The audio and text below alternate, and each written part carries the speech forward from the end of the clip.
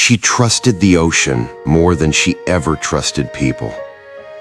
Beneath the surface, she was fearless. Above it, she was alone.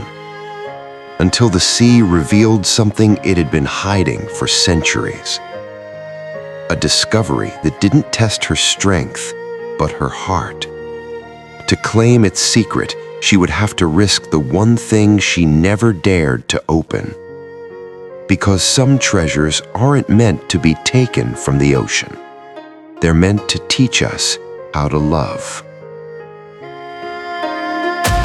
If this story touched you, don't forget to like the video, subscribe to the channel, and share your thoughts in the comments. Your support helps keep these stories alive. Thank you for being here. Naïa had learned early that the ocean was easier to understand than people. At 29, she lived by the rhythm of tides and weather reports, her days shaped by dive schedules and maintenance logs. She was known along the southern coast as one of the most reliable deep-sea divers, calm, focused, unshakable.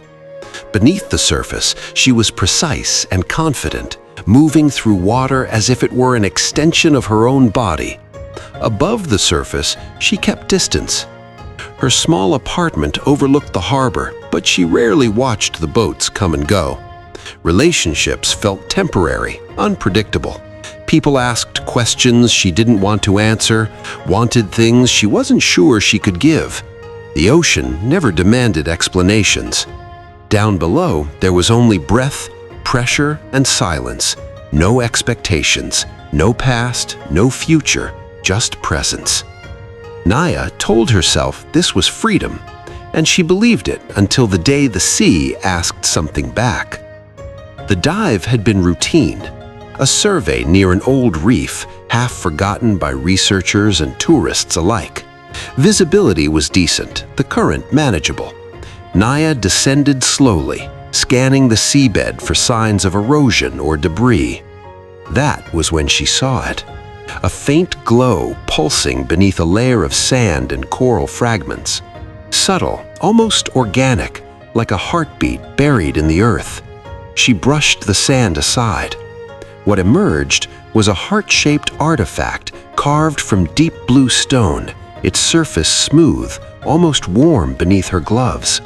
The glow intensified the moment she touched it, casting soft light through the surrounding water. Naïa's breath caught. For a brief, disorienting second, she felt something unfamiliar bloom in her chest. Not fear, not excitement, but recognition.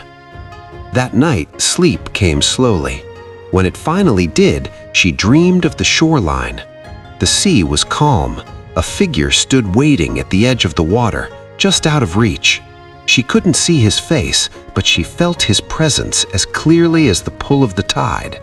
The ocean had never followed her into her dreams before. By morning, Naïa dismissed the dream as exhaustion. Artifacts caused reactions. Old legends clung to places like sediment.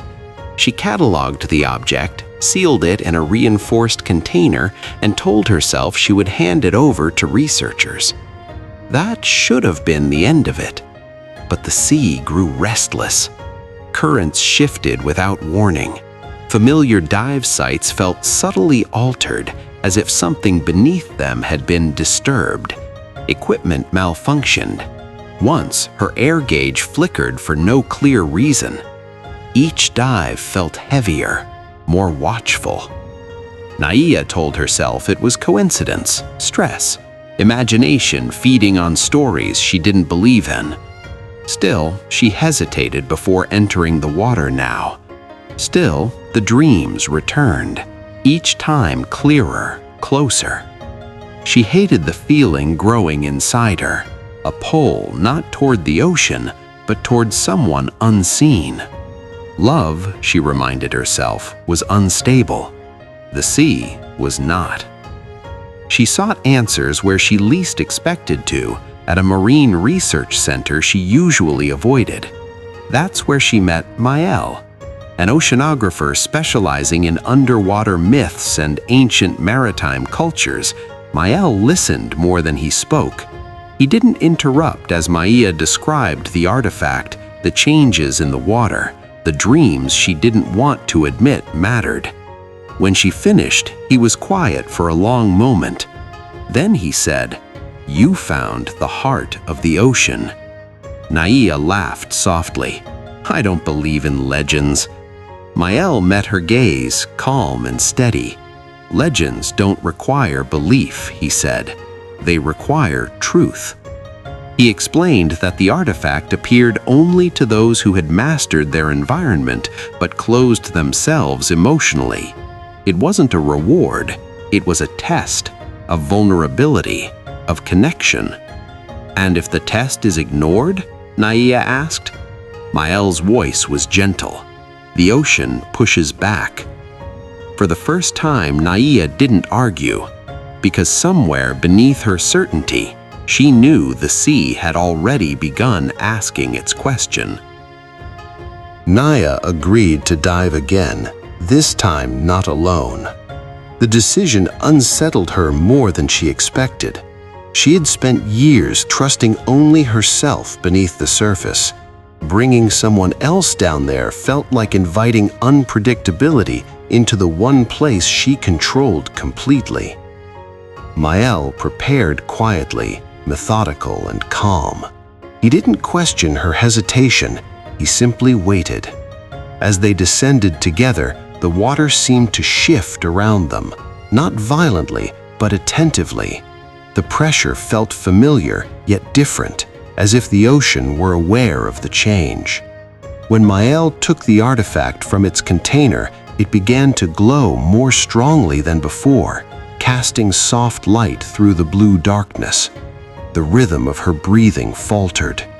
She realized then that crossing this threshold wasn't about the depth. It was about letting someone witness the part of her that had always belonged only to the sea. And she kept descending. Their dives became more frequent.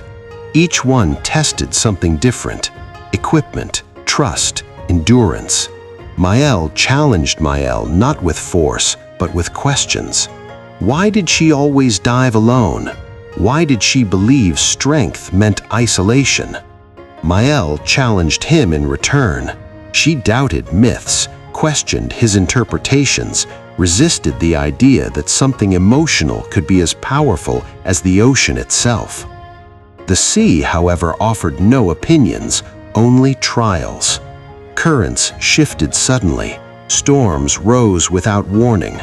Once, Maël's regulator malfunctioned, and Maël reached her just in time, steady hands grounding her panic. Slowly, something changed. Maël began to rely on him, not as a weakness, but as an ally. And that frightened her more than the depth ever had. The enemy was no longer the ocean. It was the wall she had built around her heart. The ordeal came during a dive that should have been simple. Visibility dropped without warning. A powerful surge tore through the reef, separating Naïa from Maël. Her body slammed against rock, disoriented, air supply dropping faster than expected. Panic surged. Instinctively, she clutched the artifact. Its glow flared, brighter, almost urgent. In that suspended moment between fear and clarity, Naïa understood the truth she had avoided her entire life. She wasn't afraid of dying. She was afraid of surviving alone. For the first time, she wanted someone beside her, not to save her, but to share the risk of living. Fighting the current, she followed the light back toward Maël. When she saw him, relief hit her harder than the water ever had. They surfaced, shaken, breathless, alive, and irrevocably changed. On the deck of the boat, wrapped in silence and salt air, Naïa finally spoke the words she had never allowed herself to say. "I chose the ocean," she said quietly, staring at the water, "because it never asked me to stay, or feel, or risk." Maël didn't interrupt. He simply listened. She turned to him. "But I don't want to face it alone anymore." The artifact pulsed once, then slowly dimmed, its glow fading like a heartbeat at rest. The reward wasn't the object. It was the realization that love didn't demand she abandon who she was. It asked her to let someone dive beside her. Naïa reached for her hand, and this time she didn't pull away. For the first time, Naïa felt anchored, not trapped, but held. Returning to shore felt stranger than the dives themselves. Naïa moved through her days with a quiet dissonance, as if the world above water had shifted by a few degrees. She still checked the tides, still prepared her gear with the same precision, but something inside her resisted slipping back into old habits. Distance tested them. Naïa returned to his research, Naïa to her routines. Messages replaced long conversations. Silence crept in, not hostile, just uncertain. The artifact remained inert now, its glow gone, its presence no longer guiding her. For the first time, the ocean was no longer asking questions. It was waiting. Naïa felt the pull to retreat, to rebuild the walls that had once kept her safe. Independence was familiar, predictable, easier. But she had crossed the threshold already, and going back unchanged was no longer possible. The resurrection came not in crisis, but in clarity. Months later, Naïa organized a final dive to return the heart of the ocean to the reef where it belonged. This time, the decision wasn't driven by myth or obligation, but by choice. Naïa stood beside her on the boat. "I can do this alone," she said quietly. "I know. I'm here because you don't have to." Beneath the surface, the water was calm, clearer than she remembered. As Naïa placed the heart of the ocean back into the sand, she felt no loss, only release. She rose slowly, aware of her breath, her body, the steady presence swimming beside her. This was her resurrection, not as someone who had abandoned the sea, but as someone who no longer used it as armor. Life didn't transform overnight. Naïa still dove, still respected the ocean's power and silence. But when she surfaced now, someone was waiting. Sometimes on the shore, sometimes in the quiet space she had finally opened within herself. The elixir she carried back wasn't love alone. It was balance. She had learned that freedom didn't mean solitude, that strength didn't require distance, that love, like the ocean, could be deep, demanding, and vast without taking anything away. The heart of the ocean rested where it belonged, and so did Naïa. If you enjoyed this story, please like, subscribe, and leave a comment below. It truly supports the channel and helps more stories find their way to the right hearts.